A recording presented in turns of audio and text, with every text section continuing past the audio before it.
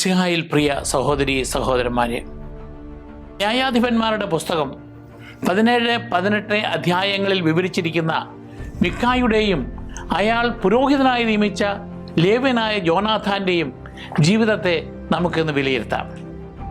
കർത്താവിൻ്റെ ആരാധനയിൽ നിന്ന് വ്യതിചലിച്ചവരായിരുന്നു അവർ. ഇസ്രായേൽ ചരിത്രത്തിൽ ആത്മീയ ആശയക്കുഴപ്പം ധാർമ്മിക തകർച്ചയും നിറഞ്ഞ ഒരു കാലഘട്ടത്തിലാണ് അവർ ജീവിച്ചിരുന്നത്. കർത്താവിനെ പോലെ ആരുണ്ട് എന്നർത്ഥം വരുന്ന മിഖായഹു എന്ന ഹെബ്രായ നാമത്തിൻ്റെ ചുരുക്കരൂപമാണ് മിഖ എന്നത്. ഈ പേര് ദൈവത്തിൻ്റെ മഹത്വത്തെയും അതുല്യതയെയും ബഹുമാനിക്കുന്നു. എന്നാൽ മിഖായുടെ ജീവിതം തൻ്റെ പേരിൻ്റെ അർത്ഥത്തെ പ്രതിഫലിപ്പിക്കുന്നതല്ല. ദൈവത്തിൻ്റെ യഥാർത്ഥ സ്വഭാവവും വിശുദ്ധിയും തിരിച്ചറിയുന്നതിന് പകരം മിഖായുടെ പ്രവൃത്തികൾ ദൈവത്തെയും അവിടുത്തെ കൽപ്പനകളെയും കുറിച്ച് തെറ്റായ ധാരണകളാണ് പ്രകടമാക്കിയത്. ന്യായാധിപന്മാരുടെ കാലഘട്ടം ഏകദേശം BC 1200-നും 1050-നും ഇടയിലാണ്. പാപം, പീഡനം, പശ്ചാത്താപം, വിമോചനം എന്നിവയുടെ ആവർത്തന ചക്രങ്ങൾ നിറഞ്ഞതായിരുന്നു ഇസ്രായേൽ ചരിത്രത്തിലെ ഈ കാലഘട്ടം. അക്കാലത്തെ ആത്മീയ അവസ്ഥയെ ന്യായാധിപന്മാരുടെ പുസ്തകത്തിൽ ഇപ്രകാരം സംഗ്രഹിച്ചിരിക്കുന്നു. അന്ന് ഇസ്രായേലിൽ രാജവാഴ്ചയില്ലായിരുന്നു. ഓരോരുത്തരും യുക്തമെന്ന് തോന്നിയത് പ്രവർത്തിച്ചു പോന്നു. ന്യായാധിപന്മാർ 17:6. അനേകം ആളുകൾ ദൈവിക നിയമങ്ങൾ അവഗണിക്കുകയും സ്വന്തം താല്പര്യപ്രകാരം പ്രവർത്തിക്കുകയും ചെയ്ത ആ കാലത്തെ ധാർമ്മികവും മതപരവുമായ അരാജകത്വത്തെയാണ് ഈ വചനം സൂചിപ്പിക്കുന്നത്. ജെറുസലേമിന് വടക്ക് ഇസ്രായേലിൻ്റെ മധ്യമേഖലയായ എഫ്രൈം മലനാട്ടിൽ നിന്നാണ് ഈ കഥ ആരംഭിക്കുന്നത്. ന്യായാധിപന്മാരുടെ കാലത്ത് ഏറ്റവും പ്രധാനപ്പെട്ട ഗോത്രപ്രദേശങ്ങളിൽ ഒന്നായിരുന്നു ഇത്. കാനാൻ കീഴടക്കിയതിന് ശേഷം സമാഗമ കൂടാരവും നിയമ പേടകവും ആദ്യമായി സ്ഥാപിക്കപ്പെട്ട ഷീലോ എന്ന സ്ഥലത്തിന് അടുത്തായതിനാൽ ഈ പ്രദേശത്തിന് വലിയ പ്രാധാന്യമുണ്ടായിരുന്നു. Joshua 18:1, 1 Samuel 1:3. ആ സമയം മുതൽ ഇസ്രായേലിൻ്റെ പ്രധാന മതകേന്ദ്രമായി ഷീലോ പ്രവർത്തിച്ചിരുന്നു. മോശയുടെ നിയമമനുസരിച്ച് ദൈവം തിരഞ്ഞെടുക്കുന്ന സ്ഥലത്ത് മാത്രമേ ആരാധന നടത്താവൂ എന്ന് ഇസ്രായേലിനോട് കൽപ്പിച്ചിരുന്നു. നിയമാവർത്തനം 12-ാം അധ്യായം 13-14 വാക്യങ്ങളിൽ ഇപ്രകാരം പറയുന്നു: തോന്നുന്നിടത്തൊക്കെ നിങ്ങൾ ദഹനബലി അർപ്പിക്കരുത്. നിങ്ങളുടെ ഗോത്രങ്ങളിൽ ഒന്നിൽ നിന്ന് കർത്താവ് തിരഞ്ഞെടുക്കുന്ന സ്ഥലത്ത് നിങ്ങൾ ദഹനബലി അർപ്പിക്കുകയും ഞാൻ ആജ്ഞാപിക്കുന്നതെല്ലാം അനുഷ്ഠിക്കുകയും ചെയ്യുവിൻ. ന്യായാധിപന്മാരുടെ കാലത്തും സാമുവേലിൻ്റെ ശുശ്രൂഷയുടെ പ്രാരംഭഘട്ടത്തിലും ജനം ബലികൾ അർപ്പിക്കാനും കർത്താവിനെ കണ്ടെത്താനുമായി സമ്മേളിച്ചിരുന്ന ആ തിരഞ്ഞെടുക്കപ്പെട്ട സ്ഥലം ഷീലോ ആയിരുന്നു. മിക്ക തൻ്റെ അമ്മയുടെ വെള്ളി നാണയങ്ങൾ മോഷ്ടിക്കുന്ന ഒരു സംഭവമുണ്ടായി. ഈ പ്രദേശത്ത് താമസിച്ചിരുന്ന മിക്ക തൻ്റെ അമ്മയുടെ വക 1100 വെള്ളി നാണയങ്ങൾ രഹസ്യമായി കൈക്കലാക്കി. അക്കാലത്ത് ഇത് വളരെ വലിയ തുകയായിരുന്നു. സാംസനെ ഒറ്റിക്കൊടുക്കുന്നതിനായി ഫിലിസ്ത്യ പ്രഭുക്കന്മാർ ഓരോരുത്തരും ഡൽഹിയിലേക്ക് നൽകിയതും 1100 വെള്ളി നാണയങ്ങൾ വീതമായിരുന്നു. ന്യായാധിപന്മാർ 16:5. ഈ തുകയുടെ വലിയ മൂല്യം ഇത് വ്യക്തമാക്കുന്നു. വെള്ളി കാണാതായപ്പോൾ അജ്ഞാതനായ കള്ളനെ മിക്കായുടെ അമ്മ ശപിച്ചു.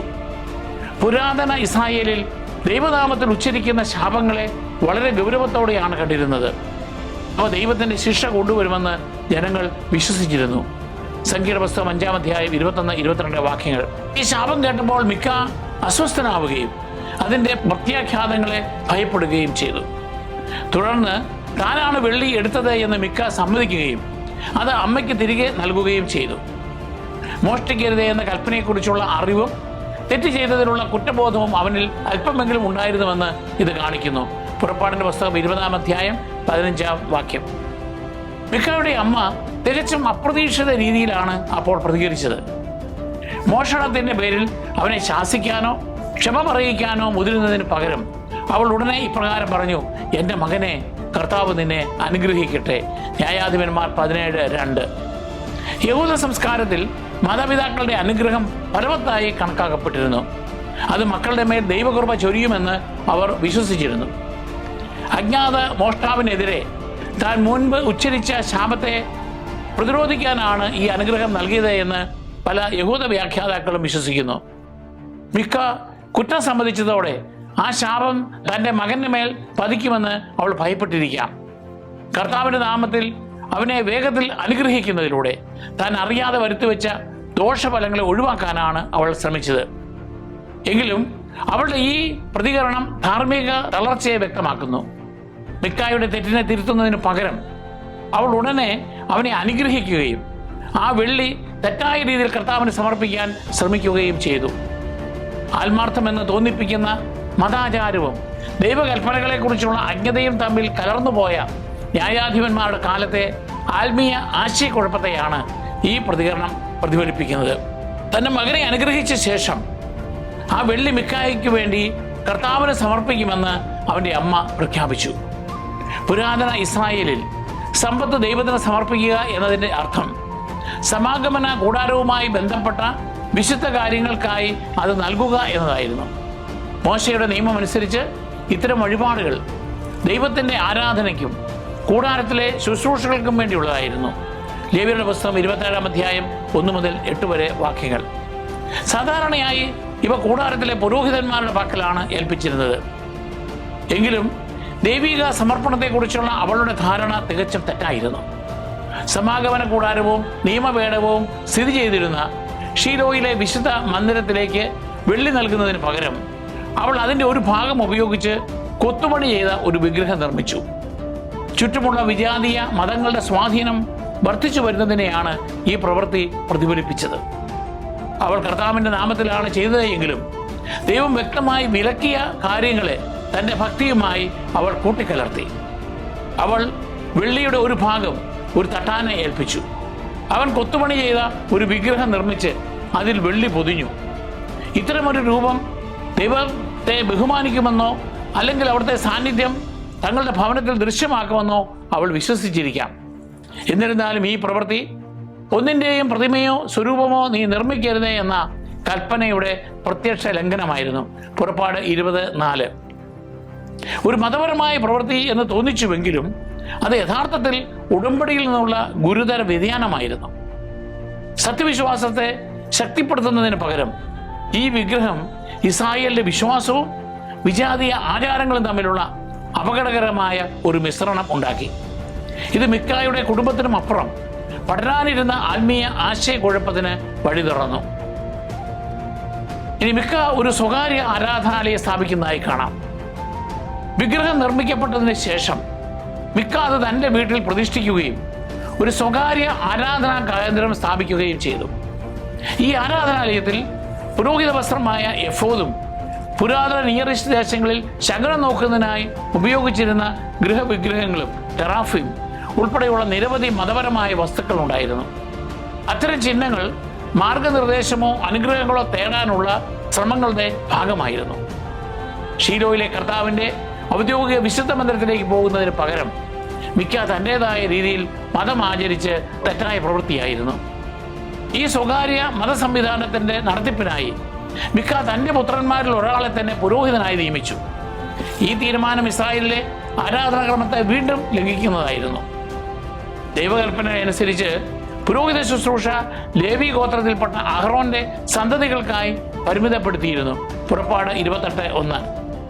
തൻ്റെ മകനെ നിയമിച്ചതിലൂടെ മിക്ക ഈ ദൈവിക നിർദ്ദേശം അവഗണിക്കുകയും പുരോഹിത സ്ഥാനം വ്യക്തിപരമായ താല്പര്യങ്ങൾക്കനുസരിച്ച് ക്രമീകരിക്കാവുന്ന ഒന്നായി കാണുകയും ചെയ്തു. തൽഫലമായി മിക്കായുടെ ഗൃഹക്ഷേത്രം മതപരമായ സങ്കരവാദത്തിൻ്റെ വ്യക്തമായ ഉദാഹരണമായി മാറി. അതായത് കർത്താവിനോടുള്ള ആരാധനയെ ചുറ്റുമുള്ള വിജാതീയ സംസ്കാരങ്ങളിൽ നിന്നുള്ള ആചാരങ്ങളുമായി കൂട്ടിക്കലർത്തി. ദൈവകൽപ്പനകളോട് വിശ്വസ്തത പുലർത്തുന്നതിന് പകരം ആളുകൾ സ്വന്തം ആശയങ്ങൾക്കനുസരിച്ച് മതത്തെ രൂപപ്പെടുത്താൻ തുടങ്ങുമ്പോൾ ആത്മാർത്ഥമായ ഭക്തി പോലും എത്ര എളുപ്പത്തിൽ വികലമാക്കാമെന്ന് ഈ സംഭവം കാണിച്ചു തരുന്നു. യൂദായിലെ ബെത്ലഹേമിൽ നിന്നുള്ള ഒരു യുവ ലേവ്യൻ താമസിക്കാൻ ഒരു ഇടം തേടി ആ പ്രദേശത്തു കൂടി അക്കാലത്ത് കടന്നുകൂടിയപ്പോൾ കാര്യങ്ങൾ കൂടുതൽ സങ്കീർണമായി. ഇസ്രായേലിൽ മതപരമായ ശുശ്രൂഷകൾക്കായി മാറ്റി നിർത്തപ്പെട്ട ഗോത്രമായിരുന്നു ലേവ്യരുടേത്. എന്നാൽ ആരാധന ശുശ്രൂഷ നടത്തിയിരുന്നത് അഹ്റോന്റെ വംശജരായിരുന്നു. മറ്റ് ലേവ്യർ അധ്യാപകരോ സഹായികളോ ആയിട്ടാണ് സേവനം അനുഷ്ഠിച്ചിരുന്നത്.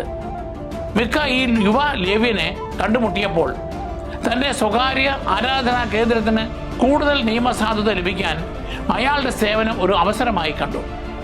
മിക്കായുടെ തെറ്റായ ആചാരങ്ങളെ തിരുത്തുന്നതിന് പകരം ആ ലേവ്യൻ മിക്കായുടെ ആരാധനാലയത്തിൽ ജോലിക്ക് ചേർന്നു.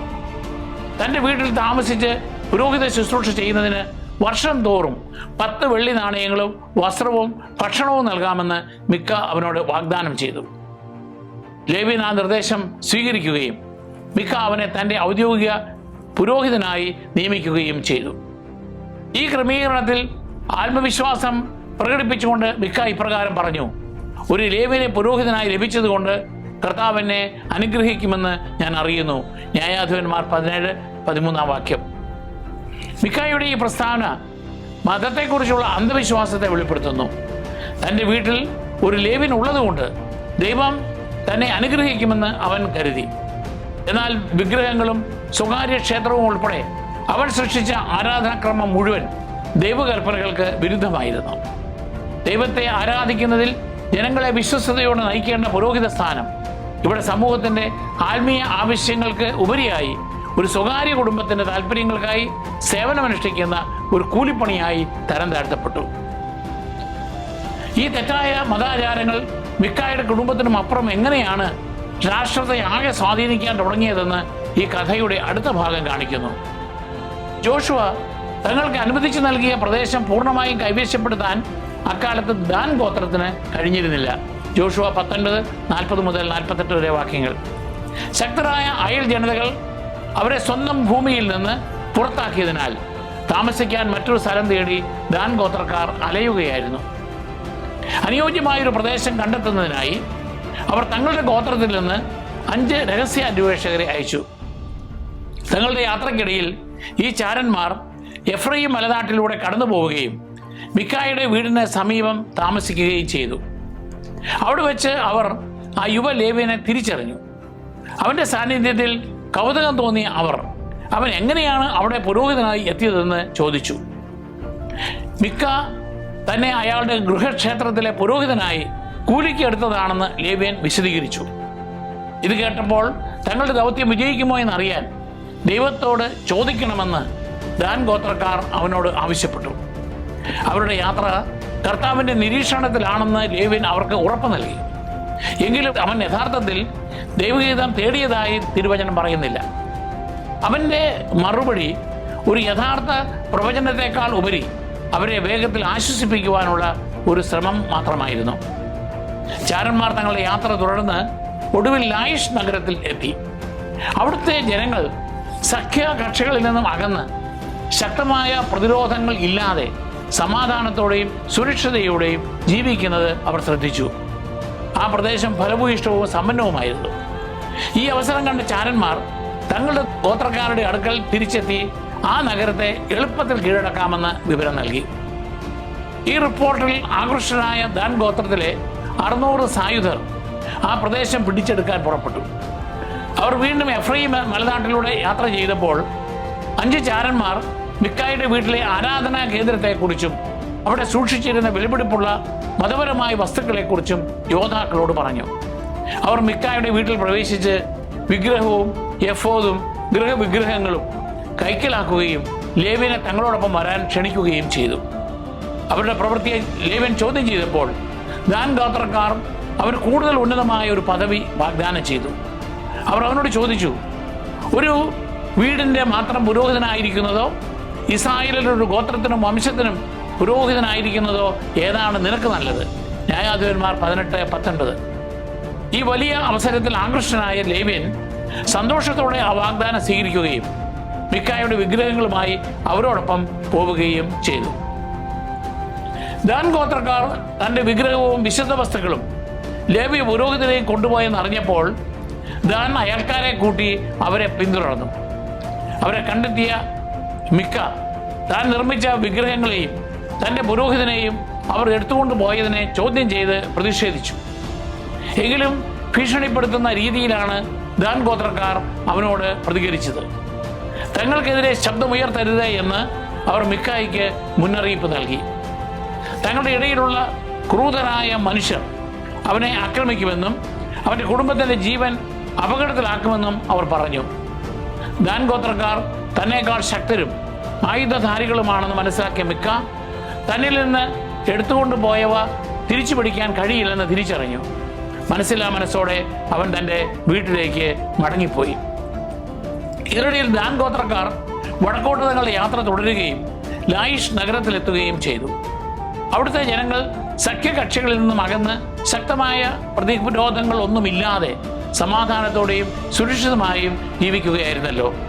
ദാൻ ഗോത്രത്തിലെ യോദ്ധാക്കൾ അപ്രതീക്ഷിതമായി ആ നഗരത്തെ ആക്രമിക്കുകയും അവിടുത്തെ നിവാസികളെ വാളിന് ഇരയാക്കുകയും നഗരം കത്തിച്ചു കളയുകയും ചെയ്തു. നഗരം നശിപ്പിച്ചതിന് ശേഷം അവർ അത് പുനർനിർമ്മിക്കുകയും അവിടെ താമസമാക്കുകയും ചെയ്തു. യാക്കോബിന്റെ പുത്രന്മാരിൽ ഒരാളും തങ്ങളുടെ പൂർവികനുമായ ദാനിന്റെ പേര് അവർ ആ സ്ഥലത്തിന് നൽകി. പുതിയ വാസസ്ഥലം സ്ഥാപിച്ചു കഴിഞ്ഞപ്പോൾ മിക്കായുടെ വീട്ടിൽ നിന്നും എടുത്തുകൊണ്ടുവന്ന വിഗ്രഹത്തെ അവർ തങ്ങളുടെ ഗോത്രത്തിന്റെ ആരാധനാമൂർത്തിയായി അവിടെ പ്രതിഷ്ഠിച്ചു. മിക്കായുടെ പക്കൽ സേവനമനുഷ്ഠിച്ചിരുന്ന ലേവ്യൻ ഇപ്പോൾ ദാൻ ഗോത്രത്തിന്റെ പുരോഹിതനായി മാറി. അവൻ മോശയുടെ വംശാവലിയിൽപ്പെട്ട ഗോർഷിന്റെ മകനായ ജോനാഥാൻ ആയിരുന്നുവെന്ന് ബൈബിൾ പറയുന്നു. ജോനാഥാനും അവന്റെ സന്തതി പരമ്പരകളും പല തലമുറകളോളം ദാൻ ഗോത്രത്തിന്റെ പുരോഹിതന്മാരായി സേവനമനുഷ്ഠിച്ചു. ഈ അധ്യായത്തിന്റെ അവസാന ഭാഗം പ്രത്യേകിച്ച് ശ്രദ്ധേയമാണ്. നിയമപേടകം സൂക്ഷിച്ചിരുന്ന ഷീലോയിൽ കർത്താവിന്റെ ഔദ്യോഗിക വിശുദ്ധ മന്ദിരം നിലനിൽക്കുമ്പോൾ തന്നെ ദാൻ ഗോത്രക്കാർ തങ്ങളുടെ പുതിയ നഗരത്തിൽ മിക്കായുടെ വിഗ്രഹത്തെ പ്രതിഷ്ഠിച്ചു. എഫ്രൈം മലനാട്ടിലെ ഒരു സ്വകാര്യ ഭവനത്തിലെ ആരാധനാ കേന്ദ്രമായി തുടങ്ങിയത് ഒടുവിൽ ഇസ്രായേലിലെ ഒരു ഗോത്രത്തിന്റെ മുഴുവൻ വിഗ്രഹാരാധനാ കേന്ദ്രമായി മാറി. ദൈവകൽപ്പനകളോടുള്ള വിശ്വസ്തമായ അനുസരണത്തിൽ നിന്ന് മനുഷ്യൻ വ്യതിചലിക്കുമ്പോൾ മതപരമായ തെറ്റുകൾ എത്ര എളുപ്പത്തിൽ വ്യാപിക്കുമെന്ന് ഈ ചരിത്രം നമ്മെ പഠിപ്പിക്കുന്നു. സ്വന്തം വിഗ്രഹവും കൂലിക്കെടുത്ത പുരോഹിതനും നഷ്ടപ്പെട്ട ശേഷം മിക്കായ്ക്ക് എന്ത് സംഭവിച്ചു എന്ന് ബൈബിളിൽ വിവരിക്കുന്നില്ല. എന്നാൽ തുടർന്നുണ്ടായ സംഭവങ്ങളിൽ ലേവ്യൻ ഒരു പ്രധാന പങ്ക് വഹിച്ചു. ന്യായാധിപന്മാർ 18:30 അവനെ മോശയുടെ വംശത്തിൽപ്പെട്ട ഗർഷോമിന്റെ മകനായ ജോനാഥാൻ എന്ന് പറയുന്നുണ്ട്. അത്രയും ആദരണീയനായ ഒരു പാരമ്പര്യത്തിൽ നിന്ന് വന്നിട്ടും ദാൻ ഗോത്രത്തിനു വേണ്ടി പുരോഹിതനാകാനുള്ള അവരുടെ ക്ഷണം അവൻ സ്വീകരിച്ചു. ജോനാഥാനും അവന്റെ സന്തതി പരമ്പരകളും പല തലമുറകളോളം ദാൻ ഗോത്രത്തിന്റെ പുരോഹിതന്മാരായി തുടർന്നു. മിക്കായുടെ വീട്ടിലെ ഒരു സ്വകാര്യ ആരാധനാ കേന്ദ്രമായി തുടങ്ങിയത് അങ്ങനെ ഇസ്രായേലിലെ ഒരു ഗോത്രത്തിന്റെ മുഴുവൻ വിഗ്രഹാരാധനാ കേന്ദ്രമായി പരിണമിച്ചു.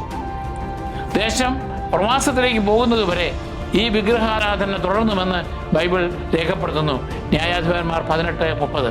ഇത് പിൽക്കാലത്ത് BC 8-ാം നൂറ്റാണ്ടിൽ അസീറിയക്കാർ വടക്കൻ ഇസ്രായേലിനെ കീഴടക്കി നാടുകടത്തിയ ശിക്ഷാവിധിയിലേക്ക് വിരൽ ചൂണ്ടുന്നു. ഏതായാലും വടക്കൻ ഇസ്രായേലിലെ സ്വാധീനമുള്ള ആദ്യകാല വിഗ്രഹാരാധനാ കേന്ദ്രങ്ങളിൽ ഒന്നായി ദാനിലെ ഈ ക്ഷേത്രം മാറി. ദൈവകൽപ്പനകളോടുള്ള വിശ്വസ്തമായ അനുസരണയിൽ നിന്ന് മനുഷ്യൻ വ്യതിചലിക്കുമ്പോൾ ആത്മീയ തെറ്റുകൾ എത്ര എളുപ്പത്തിൽ വ്യാപിക്കുമെന്ന് ഈ ചരിത്രം നമ്മെ ശക്തമായി ഓർമ്മിപ്പിക്കുന്നു. യഹൂദ പാരമ്പര്യത്തിൽ മിക്കായുടെയും ലേവ്യന്റെയും ചരിത്രം മതപരമായ വിട്ടുവീഴ്ചകൾക്കും ആത്മീയ ആശയക്കുഴപ്പങ്ങൾക്കുമെതിരെ ശക്തമായ ഒരു മുന്നറിയിപ്പായി വ്യാഖ്യാനിക്കപ്പെടുന്നു. ദൈവകൽപ്പനകൾക്ക് മുകളിൽ വ്യക്തിപരമായ ആശയങ്ങൾക്കോ താല്പര്യങ്ങൾക്കോ സാംസ്കാരിക സ്വാധീനങ്ങൾക്കോ മുൻഗണന നൽകാൻ തുടങ്ങുമ്പോൾ കർത്താവിനോടുള്ള ഭക്തി എത്ര എളുപ്പത്തിൽ വികലമാകുമെന്ന് ഈ വിവരണം വ്യക്തമാക്കുന്നു. സീനായി മലയിൽ വെച്ച് സ്ഥാപിക്കപ്പെട്ട ഉടമ്പടിയോട് വിശ്വസ്തത പുലർത്തുന്നതിന് പകരം പലരും തങ്ങളുടെ സൗകര്യത്തിനും വ്യക്തിപരമായ നേട്ടങ്ങൾക്കും പ്രാദേശിക ആചാരങ്ങൾക്കും അനുസൃതമായി മതപരമായ പ്രവൃത്തിയെ ക്രമേണ രൂപപ്പെടുത്തിയെടുത്തു. ന്യായാധിപന്മാരുടെ കാലഘട്ടത്തിലെ ധാർമ്മികവും ആത്മീയവുമായ തകർച്ചയുടെ പ്രതിഫലനമായാണ് യഹൂദ വ്യാഖ്യാതാക്കൾ ഈ സംഭവത്തെ കാണുന്നത്. ആരാധനയിലെ ഐക്യവും നിയമത്തോടുള്ള അനുസരണവും കാത്തുസൂക്ഷിക്കാൻ പ്രാപ്തിയുള്ള ഒരു കേന്ദ്രീകൃത നേതൃത്വം അക്കാലത്ത് ഇസ്രായേലിൽ ഉണ്ടായിരുന്നില്ല. അക്കാലത്ത് ഇസ്രായേലിൽ രാജാവില്ലായിരുന്നു. ഓരോരുത്തരും തനിക്ക് യുക്തമെന്ന് തോന്നിയത് ചെയ്തിരുന്നു. ന്യായാധിപന്മാർ 17:6, 21, 25. ഈ ബൈബിൾ വചനങ്ങളിലെ ആവർത്തിച്ചുള്ള വചനം ദൈവ കൽപ്പനകളുടെ അധികാരത്തിന് പകരം വ്യക്തിപരമായ തീരുമാനങ്ങൾക്ക് മുൻഗണന നൽകിയിരുന്ന ഒരു സമൂഹത്തെയാണ് വിവരിക്കുന്നത്. കേന്ദ്രീകൃത ആരാധനാ സംവിധാനത്തിന്റെ തകർച്ചയാണ് ഈ ചരിത്ര പശ്ചാത്തലത്തിലെ മറ്റൊരു പ്രധാന ഘടകം. മോശയുടെ നിയമം അനുസരിച്ച് ദൈവം തിരഞ്ഞെടുത്ത സ്ഥലത്തായിരിക്കണം ഇസ്രായേലിന്റെ ആരാധന കേന്ദ്രീകരിക്കേണ്ടത്. അവിടെ അഹറോന്റെ കുടുംബത്തിൽ നിന്നുള്ള പുരോഹിതന്മാർ ജനങ്ങൾക്ക് വേണ്ടി ബലികൾ അർപ്പിക്കണമായിരുന്നു. നിയമാവർത്തനം 12-ാം അധ്യായം 5 മുതൽ 14 വരെ വാക്യങ്ങളിൽ. എന്നാൽ ചില ഇസ്രായേലിയർ സ്വന്തമായി ആരാധനാ കേന്ദ്രങ്ങളും പ്രാദേശിക ആരാധനാ രീതികൾ സ്ഥാപിക്കുന്നതായും പലപ്പോഴും ഇസ്രായേൽ വിശ്വാസത്തെ അയൽപക്കത്തെ വിജാതീയ സംസ്കാരങ്ങളിൽ നിന്നുള്ള ആചാരങ്ങളുമായി കൂട്ടിക്കലർത്തിയിരുന്നതായും മിക്കായുടെ കഥ കാണിച്ചു തരുന്നു. മതപരമായ സങ്കരവാദം എന്ന ഈ മിശ്രണം ഇസ്രായേലിന്റെ ഉടമ്പടി വിശ്വാസത്തിന്റെ വിശുദ്ധിക്ക് ഭീഷണിയായി തീർന്നു. ചുരുക്കത്തിൽ സത്യവിശ്വാസത്തെ താങ്ങി നിർത്തിയിരുന്ന സംവിധാനങ്ങൾ ക്രമേണ ദുർബലമായി കൊണ്ടിരുന്ന ഒരു സമൂഹത്തെയാണ് ഈ ചരിത്ര പശ്ചാത്തലം ചിത്രീകരിക്കുന്നത്. ശക്തമായ നേതൃത്വവും നിയമത്തോടുള്ള കൃത്യമായ അനുസരണവും ഇല്ലാതിരുന്നതിനാൽ ദൈവത്തെ ബഹുമാനിക്കാൻ ആഗ്രഹിക്കുന്നവർ പോലും ഗുരുതരമായ ആത്മീയ തെറ്റുകളിൽ വീണുപോകാമെന്ന് ഇത് തെളിയിക്കുന്നു. അതിനാൽ യഥാർത്ഥ ആരാധനയ്ക്ക് ആത്മാർത്ഥമായ ഭക്തി മാത്രമല്ല, വെളിപ്പെടുത്തപ്പെട്ട ദൈവഹിതത്തോടും തൻ്റെ ജനത്തെ ദൈവത്തോട് ചേർത്ത് നിർത്തുന്ന ഉടമ്പടിയോടുമുള്ള വിശ്വസ്തതയും ആവശ്യമാണെന്ന് ഈ ചരിത്രം നമ്മെ ഓർമ്മിപ്പിക്കുന്നു. ഇനി ഈ സംഭവത്തിന് രക്ഷാകര ചരിത്രവുമായുള്ള ബന്ധം നോക്കാം. ന്യായാധിപന്മാരുടെ കാലത്തെ ആശയക്കുഴപ്പങ്ങളും ക്രമക്കേടുകളും ഇസ്രായേലിലെ ശക്തനും വിശ്വസ്തനുമായ ഒരു നേതൃത്വത്തിന്റെ ആവശ്യകത വെളിപ്പെടുത്തി. ഇസ്രായേലിൽ രാജാവുണ്ടായിരുന്നില്ല എന്ന ആവർത്തിച്ചുള്ള പ്രസ്താവന സാബൂളിലൂടെ ആരംഭിച്ച് ദാവീദ് രാജാവിലൂടെ പൂർണ്ണമായ രാജഭരണത്തിന്റെ സ്ഥാപനത്തിലേക്കാണ് വിരൽ ചൂണ്ടുന്നത്. ഇത് ജനതയ്ക്ക് ഐക്യം നൽകുന്നതിനും കർത്താവിനോടുള്ള സത്യാരാധന സംരക്ഷിക്കുന്നതിനും വേണ്ടിയുള്ളതായിരുന്നു. എന്നാൽ രക്ഷാകര പദ്ധതിയുടെ വിശാലമായ കാഴ്ചപ്പാടിൽ രാജഭരണം പോലും ഒരു ഒരുക്കം മാത്രമായിരുന്നു. നീതിമാനായ ഒരു രാജാവിന് വേണ്ടിയുള്ള ആഗ്രഹം അതിൻ്റെ പൂർണ്ണത കണ്ടെത്തുന്നത് ദാവീദിന്റെ സത്യപുത്രനായ യേശു ക്രിസ്തുവിലാണ്. തൻ്റെ ജീവിതത്തിലൂടെയും ബലിയർപ്പണത്തിലൂടെയും പുനരുത്ഥാനത്തിലൂടെയും ക്രിസ്തു പുതിയ ഉടമ്പടി സ്ഥാപിക്കുകയും യഥാർത്ഥ ആരാധന പുനഃസ്ഥാപിക്കുകയും ചെയ്യുന്നു. അവിടുന്ന് ദൈവജനത്തിൻ്റെ യഥാർത്ഥ രാജാവും ഇടയനുമായി മാറി. ഇതിൽ നിന്ന് നമുക്കുള്ള സന്ദേശങ്ങൾ നോക്കാം. ഒന്ന്, സദുദ്ദേശങ്ങളെക്കാൾ പ്രധാനം അനുസരണമാണ്. മിക്ക ആത്മാർത്ഥമായി ദൈവാനുഗ്രഹം ആഗ്രഹിക്കുകയും കർത്താവിൻ്റെ നാമത്തിൽ സംസാരിക്കുകയും ചെയ്തിരുന്നു. എങ്കിലും അവൻ്റെ പ്രവൃത്തികൾ ദൈവകൽപ്പനകൾക്ക് വിരുദ്ധമായിരുന്നു. കാരണം അവൻ വിഗ്രഹങ്ങൾ നിർമ്മിക്കുകയും സ്വന്തമായി ആരാധനാ കേന്ദ്രം സ്ഥാപിക്കുകയും ചെയ്തു. ആത്മാർത്ഥമായ ഉദ്ദേശങ്ങൾ മാത്രം പോരാ എന്ന് ഇത് നമ്മെ പഠിപ്പിക്കുന്നു. യഥാർത്ഥ വിശ്വാസത്തിന് വെറും മതപരമായ ആവേശമല്ല, മറിച്ച് ദൈവവചനത്തോടുള്ള അനുസരണമാണ് ആവശ്യം. 2, യഥാർത്ഥ ആരാധന ദൈവിക വെളിപാടുകളുടെ അടിസ്ഥാനമാക്കിയുള്ളതായിരിക്കണം. കർത്താവിനോടുള്ള ആരാധനയെ ചുറ്റുമുള്ള സംസ്കാരങ്ങളിൽ നിന്നുള്ള ആചാരങ്ങളുമായി കൂട്ടിക്കലർത്തിക്കൊണ്ട് സ്വന്തമായ ഒരു ആരാധനാ രീതി രൂപപ്പെടുത്താനാണ് മിക്ക ശ്രമിച്ചത്. ഇത് ഇസ്രായേൽ വിശ്വാസത്തിന്റെ വിശുദ്ധിയെ നശിപ്പിച്ചു. ഇന്നത്തെ ക്രൈസ്തവർക്കും യഥാർത്ഥ ആരാധന എന്നത് വ്യക്തിപരമായ താല്പര്യങ്ങൾക്കനുസരിച്ച് രൂപപ്പെടുത്തേണ്ട ഒന്നല്ല, മറിച്ച് ദൈവം വെളിപ്പെടുത്തിയതും സഭയിലൂടെ സംരക്ഷിക്കപ്പെടുന്നതുമായ സത്യത്തോട് വിശ്വസ്തത പുലർത്തുന്നതായിരിക്കണം. 3, ആത്മീയ നേതൃത്വം വിശ്വസ്തവും നിസ്വാർത്ഥവുമായിരിക്കണം. യുവ ലേവ്യൻ പ്രതിഫലം വാങ്ങി മിക്കായുടെ സ്വകാര്യ ക്ഷേത്രത്തിൽ സേവനമനുഷ്ഠിക്കുകയും പിന്നീട് മെച്ചപ്പെട്ട ഒരു സ്ഥാനത്തിനായി അവയെ ഉപേക്ഷിച്ച് ദാൻ ഗോത്രത്തോടൊപ്പം പോവുകയും ചെയ്തു. വ്യക്തിപരമായ നേട്ടത്തിനുള്ള ഒരു തൊഴിലായി ശുശ്രൂഷയെ കാണുന്നതിൻ്റെ അപകടമാണ് അവൻ്റെ പ്രവൃത്തികൾ കാണിക്കുന്നത്. ദൈവത്തെ സേവിക്കാൻ വിളിക്കപ്പെട്ടവർ വിനയത്തോടും വിശ്വസ്തയോടും ദൈവ സത്യത്തോടുള്ള പ്രതിബദ്ധതയോടും കൂടി വേണം ജനത്തെ നയിക്കാൻ. 4, വിശ്വാസി സമൂഹത്തിന് ശക്തമായ ആത്മീയ മാർഗനിർദ്ദേശം ആവശ്യമാണ്. ന്യായാധിപന്മാരുടെ കാലത്ത് ജനങ്ങളെ നയിക്കാൻ ശക്തമായ ഒരു നേതൃത്വമില്ലായിരുന്നു. തൽഫലമായി ഓരോരുത്തരും തനിക്ക് ശരിയെന്ന് തോന്നുന്നത് ചെയ്യാൻ തുടങ്ങി. ഇത് ആശയക്കുഴപ്പത്തിലേക്കും വിഗ്രഹാരാധനയിലേക്കും നയിച്ചു. ഇന്ന് സഭയ്ക്കും ക്രൈസ്തവ സമൂഹങ്ങൾക്കും ദൈവകൽപ്പനകൾക്ക് അനുസരിച്ച് ജനങ്ങളെ നയിക്കുന്ന വിശ്വസ്തരായ നേതാക്കളെ ആവശ്യമാണ്. 5, മതം വ്യക്തിപരമായ താല്പര്യങ്ങൾക്കനുസരിച്ച് രൂപപ്പെടുത്തരുത്. ദൈവകൽപ്പനകൾ പിന്തുടരുന്നതിന് പകരം സൗകര്യങ്ങൾക്കും വ്യക്തിപരമായ നേട്ടങ്ങൾക്കും അനുസരിച്ച് മതത്തെ മാറ്റുമ്പോൾ വിശ്വാസം എത്ര എളുപ്പത്തിൽ വികലമാകുമെന്ന് മിക്കായുടെ ചരിത്രം കാണിച്ചു തരുന്നു. യഥാർത്ഥ വിശ്വാസത്തിന് വിനയവും ദൈവഹിതത്തോടുള്ള അനുസരണവുമാണ് വേണ്ടത്. യഥാർത്ഥ ആരാധന ആരംഭിക്കുന്നത് ദൈവത്തെ ശ്രമിക്കുന്നതിലൂടെയും അവിടുത്തെ വചനം വിശ്വസ്തയോടെ പിന്തുടരുന്നതിലൂടെയുമാണ്. നമുക്ക് പ്രാർത്ഥിക്കാം. ദൈവമായ കർത്താവേ, അങ്ങ് മാത്രമാണ് ഞങ്ങളുടെ ആരാധനയ്ക്ക് യോഗ്യൻ. തെറ്റായ എല്ലാ ഭക്തിമാർഗങ്ങളിൽ നിന്നും ഞങ്ങളെ സംരക്ഷിക്കണമേ. ആത്മാർത്ഥ ഹൃദയത്തോടെ അങ്ങയെ സേവിക്കാൻ ഞങ്ങളെ പഠിപ്പിക്കണമേ. അങ്ങയുടെ സഭയെ സത്യത്തിലും ഐക്യത്തിലും നയിക്കണമേ. ഞങ്ങളുടെ യഥാർത്ഥ രാജാവും പുരോഹിതനുമായ ക്രിസ്തുവിനെ പിന്തുടരുവാൻ ഞങ്ങളെ സഹായിക്കണമേ. ആമേൻ.